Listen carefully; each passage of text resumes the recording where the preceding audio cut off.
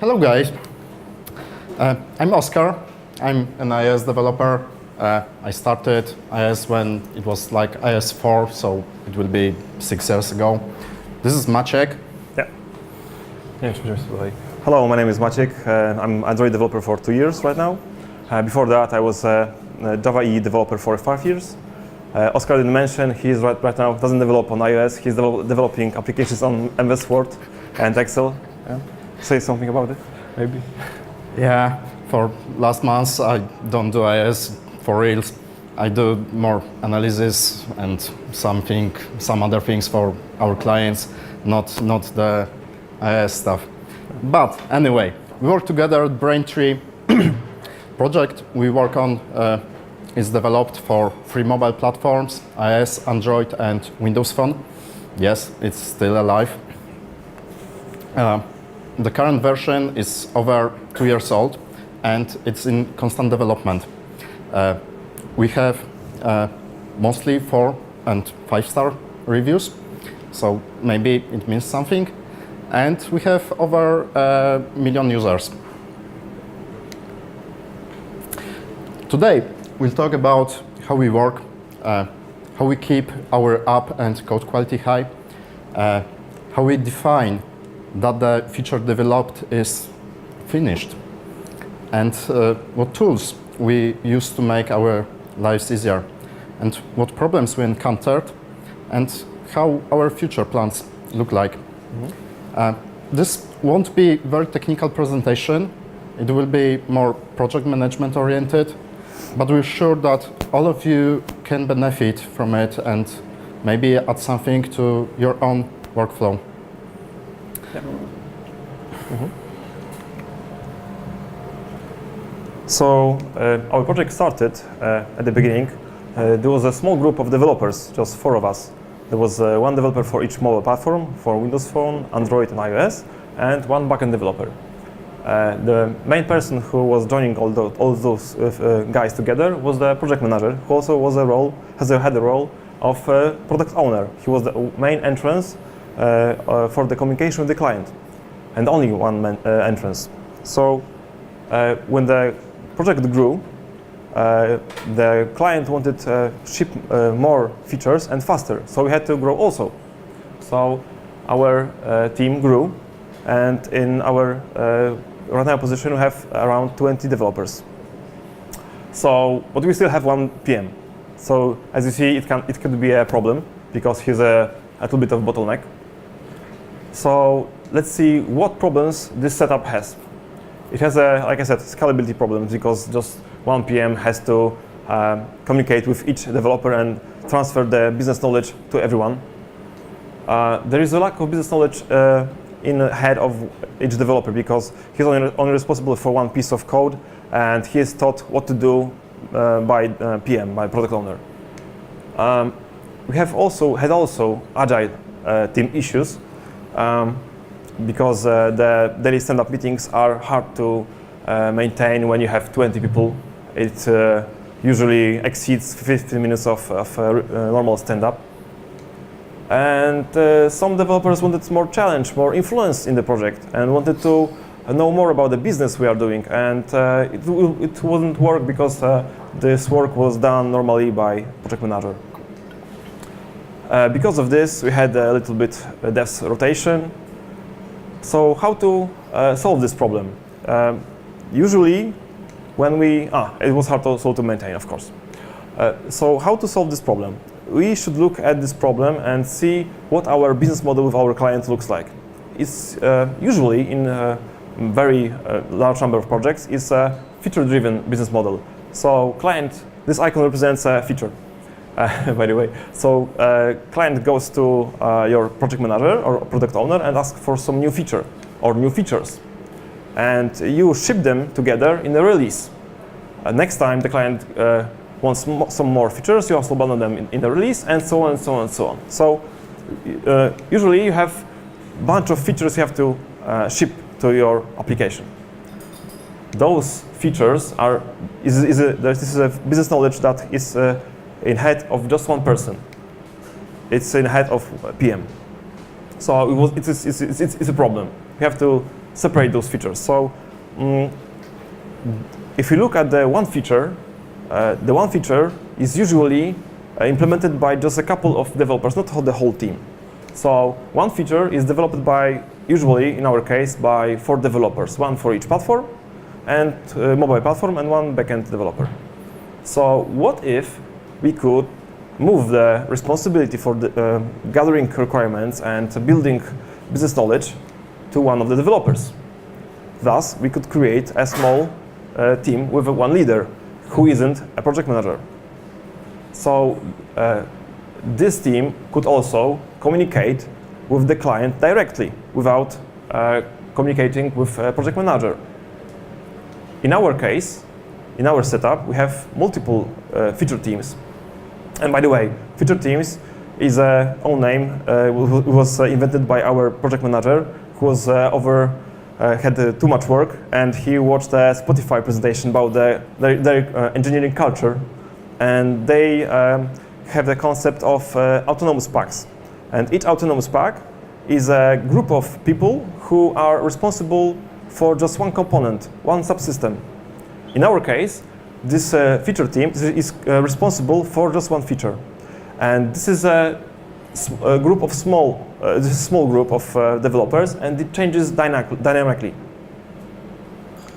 So the advantages of this feature teams is scalability, because we have a bottleneck. There is no one person that can communicate with the client. Every leader of this feature team can communicate with the client. Like I said, everyone has a chance to taste a PM, because some of us want to, have a larger role in the project or have more influence on how the project is going. So this is good for some of us, not all of them. Not everybody has to be a leader in a team, but they have an opportunity. So if you have more influence on the project and more autonomy, it creates creativity. Yeah, creates creativity. Yeah, so every team can have their own tools, set of tools. They can have their own methodologies, and they can differ. So it's really nice that to see how each team can have their own, way to do things.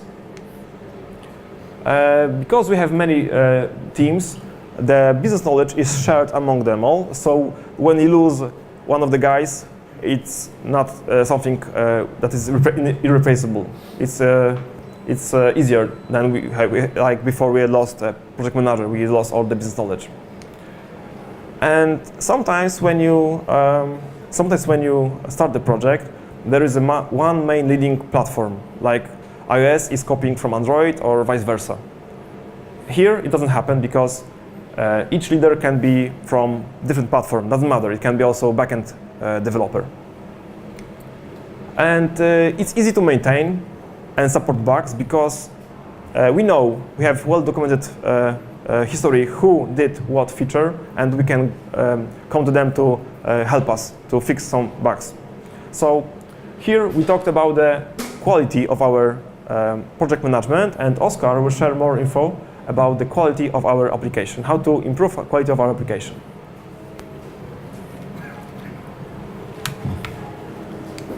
Yeah, quality is very important thing. Either it's quality of the app or it is quality of your code. First of all, we wanted to monetize on the multiple small teams idea. So what they can do, how it is better than one big team. They work in parallel, so they can test. Yeah. Okay, sorry. So they can test things the other teams did, because they don't have full knowledge of it. They didn't implemented it, so it's easier to test that things. The other thing is ability to synchronize app state across platforms. Multiple teams run the app multiple times, more times than one single team.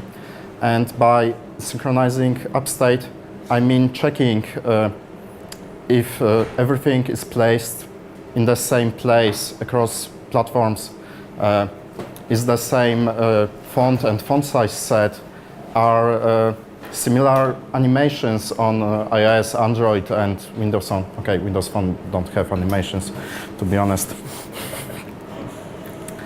All those things can differ between platforms, but when it isn't done by design, it's a bug. It's a bug leading to inconsistent user experience, what is very important. The other thing is ability to explore new technology, to test new libraries, and when you have multiple teams with properly set their I don't know how to say it, what they need to do, the features they develop are they shouldn't collide with other teams' work. So they can test new things, new approach, new architecture, new libraries, and if the approach don't work, they don't waste other teams' time. Other thing about keeping quality is code review. I'm sure that all of you are familiar with the concept, but in your teams, is code review done by everybody and for everybody? I mean by that, does a junior developer do at least sometimes code review for code written by senior developer? I bet that's not the case in many teams.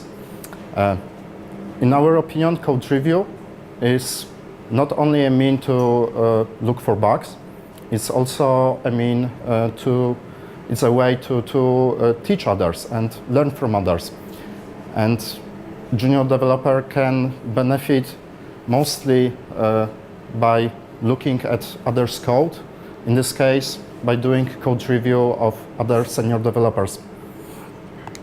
And when we talk about knowledge sharing, pair programming, in my opinion, is just the best way to teach others, to sit with somebody and search for a solution together. But have you ever thought about doing pair programming between platforms? I mean, Android developer and iOS developer doing the same feature and the same desk. The language may differ. Okay, Objective-C is very strange and most people don't even want to look at it. But the logic behind the architecture of the feature developed is probably very similar, and they can do this together. And when we come to the new age, to the Swift and Kotlin age, those languages are very similar, and this multi-platform pair programming makes even more sense. Okay, when you think about long-term project, you must think about your architecture. You must think about that. In some point of time, one developer will leave the project and another will have to get into it. And to make large project maintainable over a long period of time and accessible to new developers, we must think about architecture all the time. Standard SDK, standard platform SDK, is what you can be sure that every developer knows. Start from there, evolve it, and keep it simple, really simple. While developing small features, try new tech, try new approach. If it works, let it propagate over your project. But still, keep your app score as simple as it gets, so at any point, new developer can join and learn it as fast as possible. Other thing is server logic. When you do multi-platform, you probably still have just one backend server, or you probably should have just one backend server. All logic you can put to the server is something you don't have to implement multiple times. It will be sufficient that you implement most things on the server, and it will be the only place where you can introduce bugs. So it will be also the only place where you will need to search for bugs. But not always you're able to put all your logic in the server. Yeah, C++ core, I see your faces, some of you are laughing. Nobody likes the idea, but in our case, it works very well. Many logic we weren't able to put in the server, and other things, not only logic, networking stuff, security stuff, we put in the C++ shared library, which we use across all our platforms. And I'll talk about it a bit more later. Okay, there's one more thing about quality. You must be sure that feature is fully implemented. And when it's working, is it really fully implemented? How to be sure that something is really finalized? Maciej will tell you about our approach. Yes, so we're using the concept of definition of done, of the list of the definition of done. So when you think about the feature, when you implement it and we test it, is it over? Can we ship it to the client? Of course not. There are some things after the implementation we have to worry about.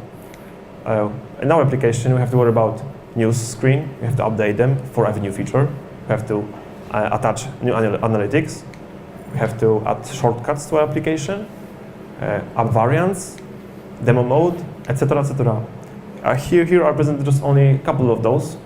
Actually, in our application, we have dozens of those of tasks on our definition of done list. So usually, this list grows over the time. During the project grows, this list also evolves and gradually grows. So if this list has many positions, many positions, the cost of implementing a new feature and the time needed also grows.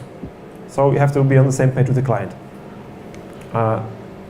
So if the time grows, how can we reduce this pain of this definition of done list? How can we reduce the time amount you need to implement or to check all the list? So it should be, of course, easy to maintain. It should be available to everyone, so it should be updated every time it changes. Each developer should be able to make every task from this list, because we have small teams, small feature teams, we change a lot dynamically during the project. New developers come by and have to be able to do it. Sometimes we can force those tasks by acceptance tests, and the red light will show us that we forgot about something. Sometimes those tasks are required to write some code. We can share this code between platforms on shared platform or server logic. We can also automate some trivial tasks because none of us wants to do some repetitive and boring work, right? Yeah, Oskar will tell us about our tooling and how to improve our automated things. Okay, C++ core, our C++ shared library. I remember your faces from the last slide, but it's our daily driver for reals. Everybody uses it all the time, and it makes our work much easier. First of all, we have implemented networking and security and cache and persistence and secure store persistence and many more things in our C++ library. Why I say we have implemented networking and security there? Because our client, we work for banks, we work in financial sector, they have much stricter definition of what is secure. The security provided by mobile platforms not always is secure enough for them. We need to have additional stuff, and having a shared library makes us write the stuff just once and use everywhere. Yeah, it's generated using YAML and Swagger.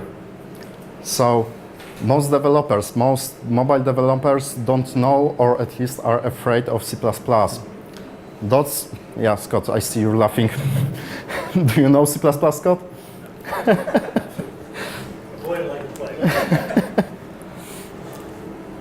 We understand that, and to make everyone's life simpler, we use multiple code gen tools.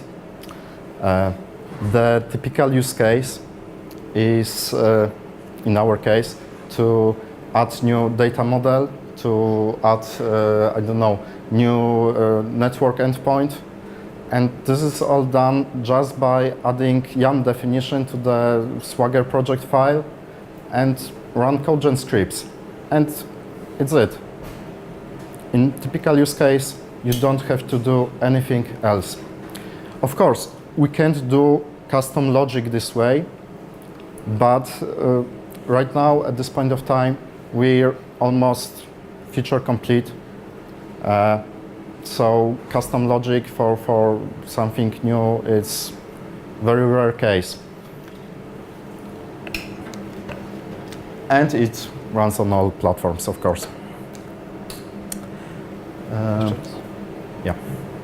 The other thing are labels, text in your apps. Have you ever redeployed app to the App Store because you made a typo? Or maybe Android app was using some different text than iOS or Windows Phone, and it was reported as a bug. Or maybe even you forgot to change some debug string. I know as a fact that many Polish developers use debug string DUPA. Yeah, those things happen. I hope not the last thing, but those things happen. And to minimize such problem, we have all our labels in a shared module. It's written in YAML, and it generates labels for all platforms. In typical case, the label is the same for all or both platforms, but in some cases you have to customize it. Like here, for Windows Phone, the label needed to be different, and this tool also has possibility to do that things, but still to keep them in one place. And from such YAML, there are generated assets during the compile time, and if some label is missing but used in the code, because I don't know, somebody changed its name or deleted it from the YAML files, it will generate compile time error. So you will know at this point of time that something is missing. You will not have to wait to the moment when some tester or some of your users reports that on some screen there is displayed null or nothing, but there should be something. And we have in this module ability to update labels from server, from backend, and to change a typo or to change some string to something else, just a case to log into the admin panel and make this change. We don't have to wait for App Store review and all this stuff. Yep, Maciek. Yeah. So the other tool we are using extensively and we are proud of is Mockend. It's a simple proxy server between real server and mobile devices.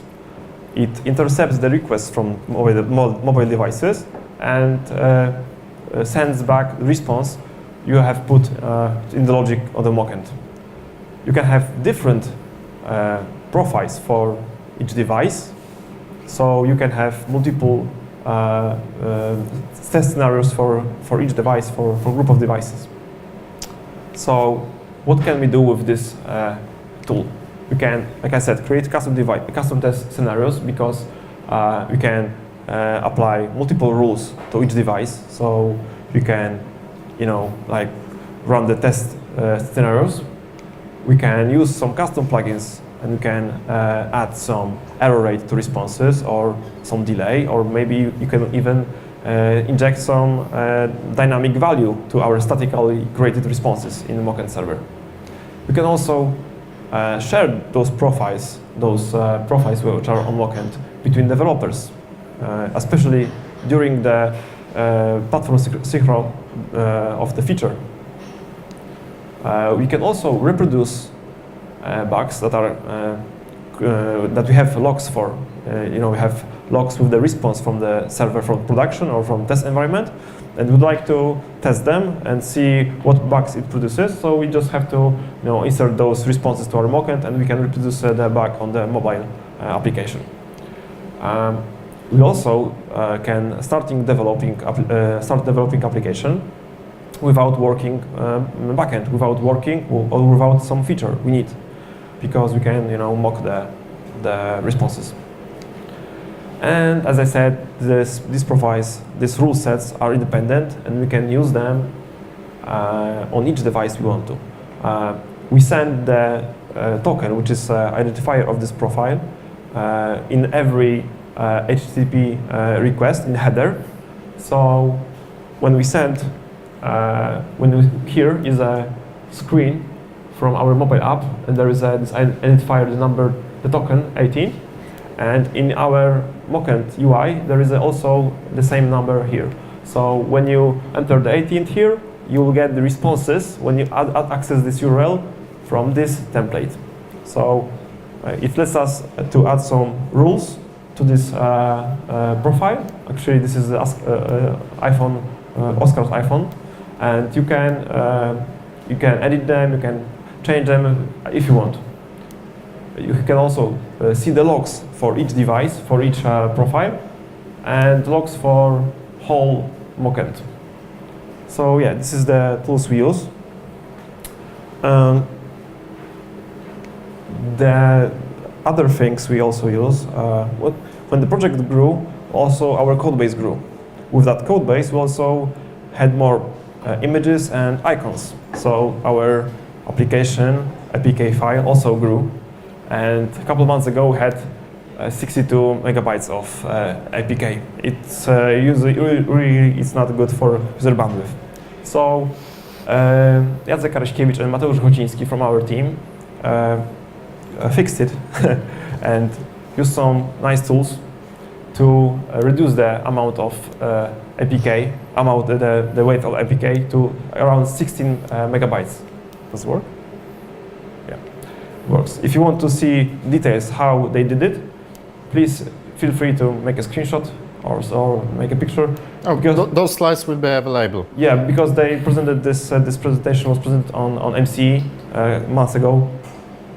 In topic, you save users' data. The other thing we use is lint, and with lint we also use rules for PMD and check style. So we don't have to worry about the missing space or some indentation or really easy bugs that statically can be found. We also use klint and detect for Kotlin because we introduced Kotlin a couple months ago project. And yeah, that's it about the tools we use. So we have some problems, of course, as every project has. We are thinking about the future plans, how to fix them, how to improve our project. And right now on Android, we're thinking about wondering about making our project multi-module, because right now we are having just one module in our platform, and we think it slows us down, especially the build time, and thinking about making multi-module setup. But it's not easy because the architecture right now is complicated, and it's hard to separate those modules. So it takes some time to refactor the code. A couple of months ago, like I said, we introduced the Kotlin language to our project, Android project, and with success. But we had some problems in implementing Swift, and maybe Oskar will tell you more about what problems did you have? Yeah, Swift. You probably know that Swift API is not stable yet. Our code base is like really big, and if we have it done in Swift, it would be a real pain to update everything with the Swift changes. That's one reason. But it probably would not stop us to use Swift. The other thing is security, or rather security demands of our client. We need to obfuscate all of our code before making it available at App Store. And Android guys, they get this for free using ProGuard. We use some tools which work for Objective-C and for C++ at iOS, but we still don't have robust enough tools for Swift. We're developing something which we use at our other projects, but we still don't think it's good enough to be used at our main project. So we're still waiting for those tools, for those obfuscation tools, to introduce Swift. Other thing is ReactiveX. It's a very popular concept recently, and it makes development simpler when you understand it. At first, it's very hard to read and to use, but from what I saw at other projects, it makes things faster and simpler when you know it. But again, we don't use RX at our main project because we're waiting for Swift and for RX Swift. We don't believe in the Objective-C reactive stuff. It doesn't work as good as RX Java or Kotlin version or RX Swift. Faster build times. Yeah, Maciej said at the beginning of the slide that we do many things, we try many things to make our builds faster. Our iOS project on this 15-inch 4-core MacBook Pro builds for 2 to 3 minutes. At 13-inch 2-core MacBook Pro, it would be more like 7 minutes. And at MacBook Air 2-core, 2 low-powered cores, which I use, it's about 15 minutes, and it's not nice. And for Android, those times are even higher. So we are in constant challenge to make it faster, make it simpler.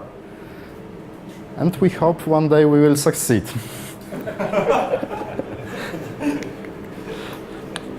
And linting. Maciej said that they do many lint stuff for Android. We tried to use OCLint for Objective-C, but we had this problem. It says 13.8 gigabytes memory usage, and after that it crashed because machine that it ran was my MacBook Air with just 8 gigs of RAM. So most of this 13.8 was a swap memory. Okay, so I thought that probably I run into some memory leak or something, or maybe I do something wrong. I put wrong configuration to the OCLint. So I wrote to the maintainers of OCLint on their GitHub, and this was the reply. Based on the data points I provided, he thinks that memory consumption is reasonable. Notice the reasonable in italics. Yeah, this is original screenshot. You can find it on GitHub. Yeah, so no OCLint for our project, which is a shame. Okay, pull requests are highly welcomed, but while developing this scale, this large project, we not necessarily have time to create our own open source linters.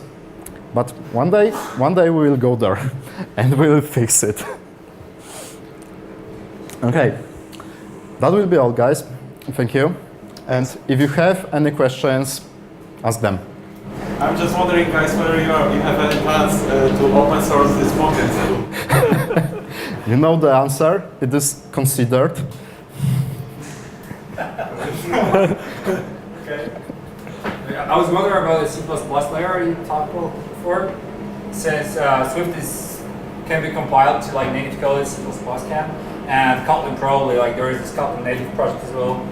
Would it be reasonable to think that Kotlin or Swift will replace the C++ layer in the future, as these languages are a lot more friendly to a normal developer, I'd say, than C++.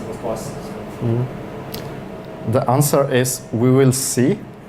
I don't know. It's too early for say anything about Kotlin native. Swift though, doesn't it work like Maven? Yeah, but does Swift compile to Android? Okay, it's Clang based. I think so. Android accepts Clang, but does somebody support it? That is the question. Alright. Because simple things probably might work, but are there tools to make Java bindings to such way compiled Swift? I don't think so. There were some tries, but I'm not sure of the results. Yeah, the same question can be asked about, I don't know, Rust and Go and think other C++. languages. Yeah.